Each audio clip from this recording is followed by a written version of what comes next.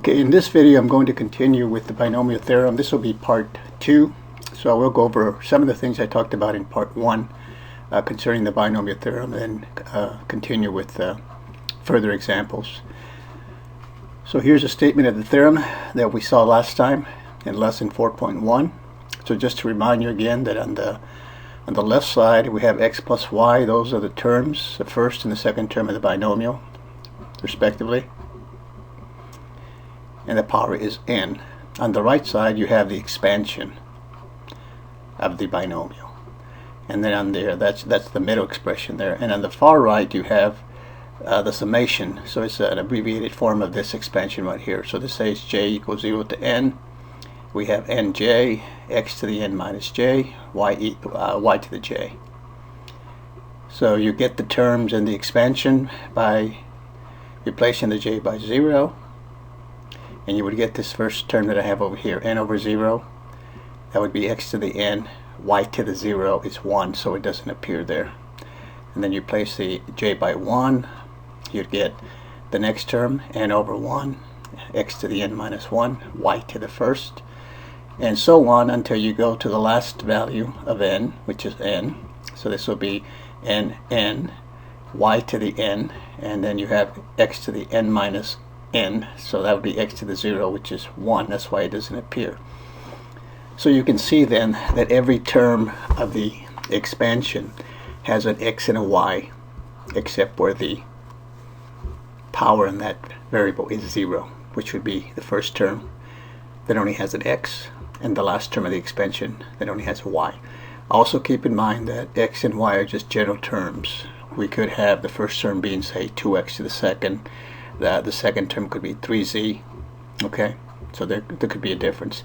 And this notation, n over 0, n over 1, is defined by this formula right here, which I worked examples last time.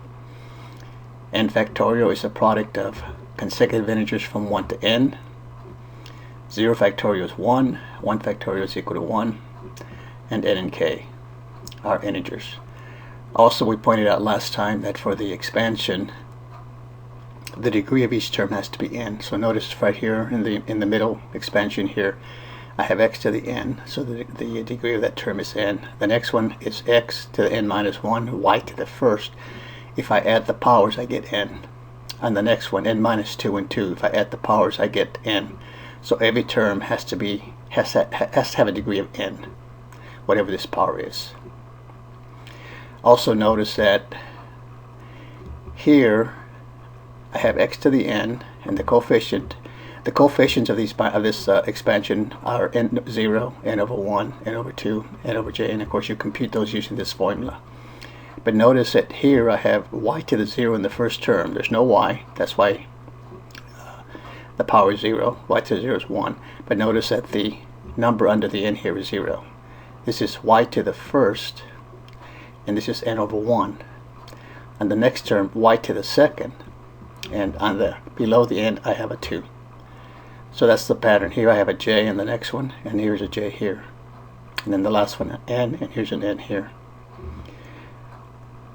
Also notice that for the first term, the power on the y is 0.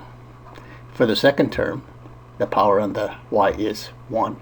For the third term, the power of the y is 3, 1 less than the exponent, or the position of that term rather.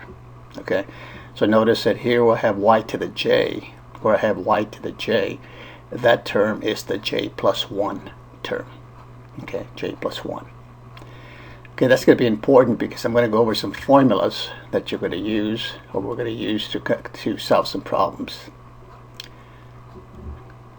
Okay, so here's some examples that I went over last time, and then some notes that I also went over last time, that the expansion on the right side, so when you take a binomial and take it to a power, the expansion will have one more term than the power of the binomial. So if you have a power of n, the right side will have n plus 1 term. So look at here, x plus y to the third is an example. On the right side we have 4 terms. And the power, or the first term of the expansion is always the first term of the binomial taken to that power. So notice this is x to the third. And the last term is always the second term taken to that power. This is y to the third. And you can get the terms, the rest of the terms, by just following this procedure here. Because notice in the formula, what's happening here is the power of the n is decreasing, and the power of the y is increasing. So notice this goes x to the n minus 1, x to the n minus 2, all the way to y to the 0 in the last term.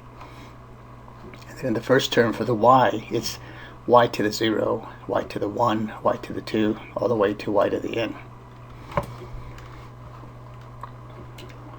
That's why here, for number 3, we have this statement.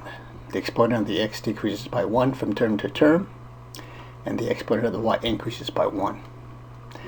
And every term, as I mentioned earlier, of the expansion has an x and a y, except the first and the last term. That's where the power of each of those is 0. And based on what I just said then, if you want to find the j plus 1 term of the expansion, then that's going to be given by the power on the y then has to be 1 less than the position of the term, which is what I just went over. So this would have to be j here. And because I know the degree here has to be whatever n is, these have to add up. These two exponents have to add up to n. So if this is j, this has to be n minus j.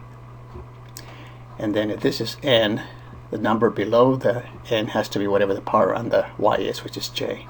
Okay, so I get this. Okay, the next one, again, is suggested from those comments.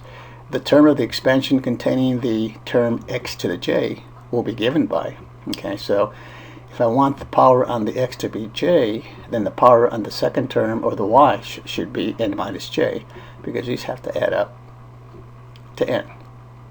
N minus j plus j is n. And the number below the n here, this expression here, is whatever the power is on the y, which is n minus j. So there you have it. Okay, so let's look at some examples now. I did one like this last time. Suppose I want to expand 3x plus y to the 4th. Okay, so based on what I said, the first term should be 3x to the 4th. Okay, and the last term of the expansion over here should be whatever the second term is of the binomial, which is 1. So this should be y to the 4th. Okay, then if I apply the binomial theorem, then, well, let's get the terms first. So I said the power on the first term. So here, notice here the first term, instead of an x, it's a 3x. So the power on the 3x has to be a 4. So I have 3x to the 4th, and then the power decreases. The next one should have 3x to the 3rd, then 3x to the 2nd, then 3x to the 1st, and then 3x to the 0, which of course is going to be 1, so that's going to take this out of there. Okay, and then the second term is 1, so I start off using the formula 1 to the 0, 1 to the 1st, 1 to the 2nd, 1 to the 3rd, 1 to the 4th. Now in this particular case, if I make a mistake on the power of the second term, it's not going to matter, because 1 to any power is 1. But just for you to see what's happening, I put those in there. And then this 4, 0, 4, 1, this 4 over 2, this 4 over 3, this 4 over 4 comes from the binomial theorem. And those are the coefficients, the main coefficients of this binomial expansion. So if I want to compute this using the formula, then this would be n, this would be k, so this would be 4 factorial over 4 minus 0 factorial, so that'll just be 4 factorial, times k factorial, but k here is 0, so that would be 0 factorial. Okay, but notice the 4 factorials cancel out there. That's 24 and 24 if you want to expand those, because that's the product of consecutive integers from 1 to 4. That's 24 over 24. Those cancel. 0 factorial is 1. So this just comes out to 1. Okay, that's how I get this one right here on the next line. In the same way, 4 select 1, n is 4 and k is 1. That would be 4 factorial divided by 4 minus 3 factorial, okay, or I should say 4 minus 1 factorial, because k is 1, so this will be 3 factorial, times k factorial is 1. Okay, so 4 factorial, that's 1 times 2 times 3 times 4 is 24, divided by 3 factorial, that's 3 times 2 times 1 is 6. So 24 divided by 6 is 4. And of course divided by 1 is still going to be 4. So I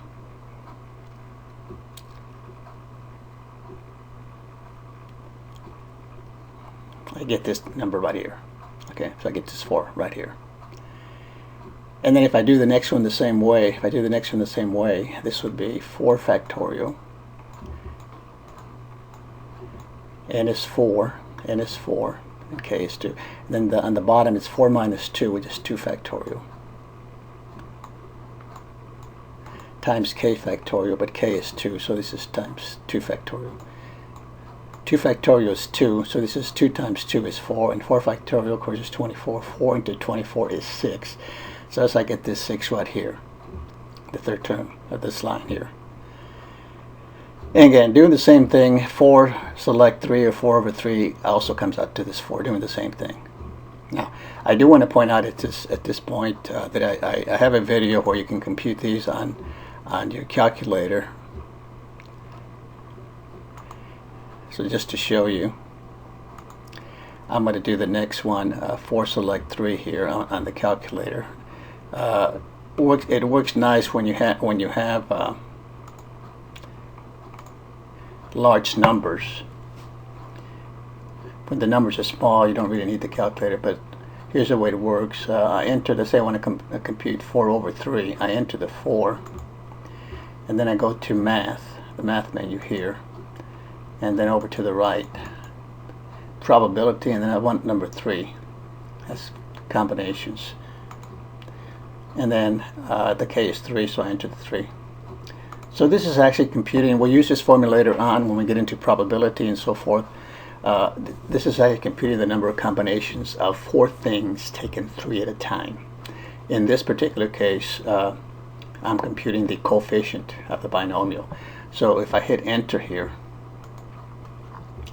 I get 4 right here. Okay. And I can do the next one the same way. This 4 select 4 is going to be 1, but here's the way it works in the formula. Enter the 4, math, probability, again 3, enter the 4, I get 1. Okay.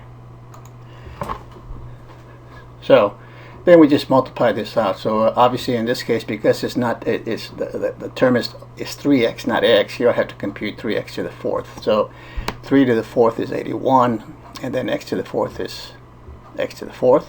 So I get 1 times 81 x to the 4th, and then 1 to the 0, of course, is 1.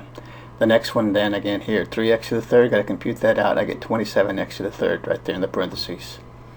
The next one, here I got 3x squared, that's 9x squared, 1 squared is 1. Okay, the next one, okay, I have 3x to the 1st is 3x, and then 1 to the 3rd is 1. And like we said, this 4 over 4 is 1, 3x to the 0 is 1, times 1 to the 4th is 1. So compute that out, and I get the answer, 81x to the 4th, 108x to the 3rd, 54x to the 2nd, 12x plus 1. And that's the way I would do the expansion. Now, if you want to, you could do that the long way. And so you just multiply it out term by term, 3x plus 1 times 3x plus 1 times 3x plus 1 times 3x plus 1. It also works. More tedious to do it that way, but you can do it that way. Now, in the next one, number 2 here, this one says find the coefficient of x to the 5th in the expansion x plus 2 to the 9th. Okay, so here you could get the answer by finding the expansion and then just finding the x to the 5th term. But you can save yourself a lot of work by just using the formula that I pointed out. Okay, so in this case, the terms of the binomial are x and 2. Okay, so the first thing you do is you write out. So let me do this.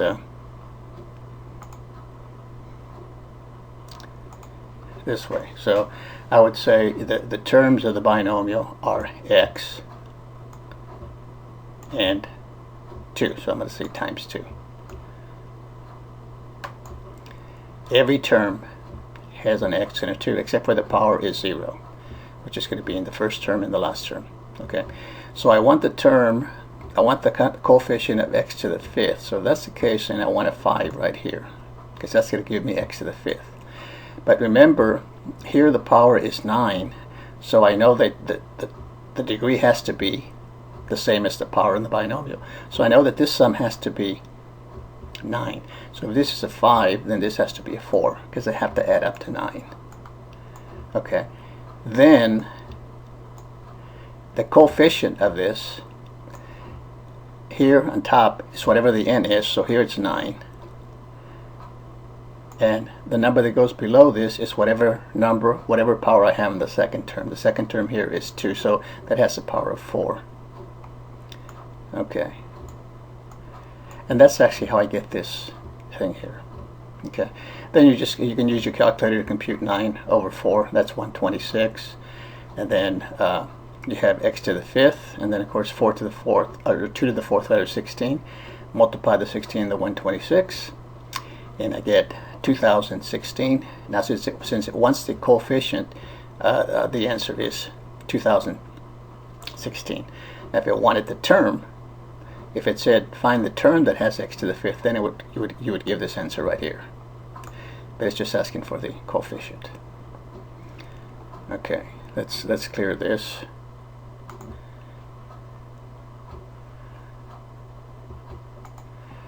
And go to the next one. Okay, number 3 says find the coefficient of x to the 4th in the expansion 3x plus 1 to the 12th. Well, the same thing. The terms are 3x, so I have the 3x in parentheses and the 1. And since I want the coefficient of x to the 4th, then I want a 4 right there on the 3x. Since the power on the binomial is 12, I know the degree of the term has to be 12. If this is a 4, this has to be an 8. Okay, and then the coefficient of that is 12 over, and then again, the number that goes below the n in this case is whatever power I have in the second term, which is an 8. So this will be 8. Now you can use the calculator to compute 12 over 8, and you get 495. 3x to the 4th is 81. X to the 4th, 1 to the 8th is 1. Multiply the 81 in the 495, and we get 40,095. Okay, and since it wants the coefficient, then you just give the value of 40,095.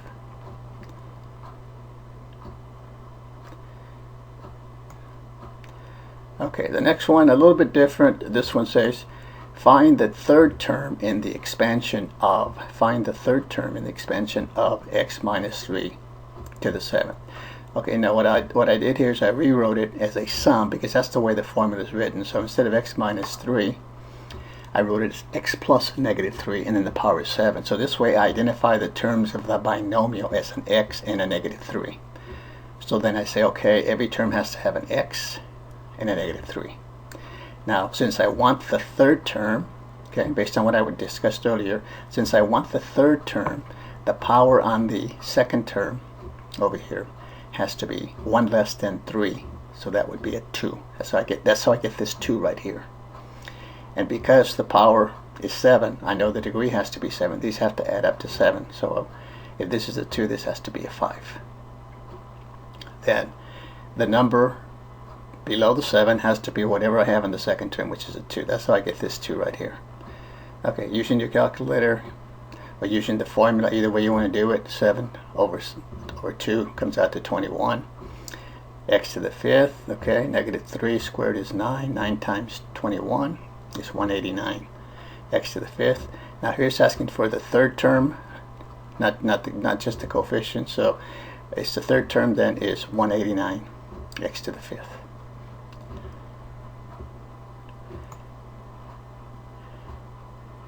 Okay.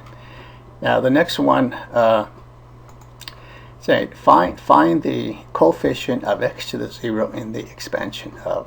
Find the coefficient of x to the 0 in the expansion of. So okay, so I rewrote this as x squared plus negative x to the negative 1. Because 1 over x is the same thing as x to the negative 1. So here's what I have then. Okay, so every term of the expansion then, instead of x and a y, since in this case the terms are x squared and x to the negative 1,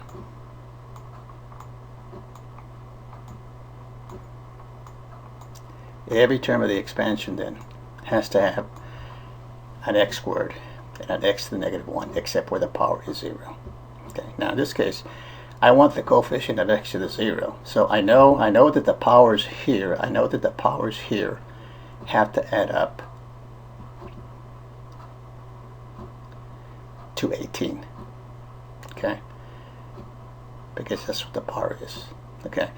So, however, since I'm looking for the coefficient of x to the 0, I want to put powers here so that when I multiply these out, they come out to x to the 0. Okay, so you play around with it again until you figure it out, but you know they have to add up to 18. So what's going to work is a 6 and a 12. That's how I came out with that. So notice x squared to the 6, multiply the powers, that's x to the 12th. Here multiply the powers. Okay, exponent to an exponent, multiply, so it's x to the negative 12. So x to the 12, x to the negative 12, that comes out to x to the 0. Okay, so now I just want to find the coefficient. So the coefficient then is going to be n, which in this case is 18. And then the power on the second term, which is in this case is x to the negative 1, is 12. There it is. Okay, that's how you would get this part right here. Okay, then the rest of it is just using your calculator. So obviously, x to the second, x to the 12, x to the negative 12 is x to the 0. So I have the x to the 0 right there. And then using your calculator or the formula that I went over a while ago, 18 over 12 comes out to 18,564. 18,564. So the coefficient is 18,564. Okay. That covers this lesson then on the binomial theorem. If there's other things that you want to know about or you have questions, please post them. And if these exercises are helping you, again, these are abbreviated exercises that I gave in my college algebra course. But I have a bunch of other lessons related to these, so check those out. And again, if these are helping you, please subscribe to the channel. We'll see you in the next video.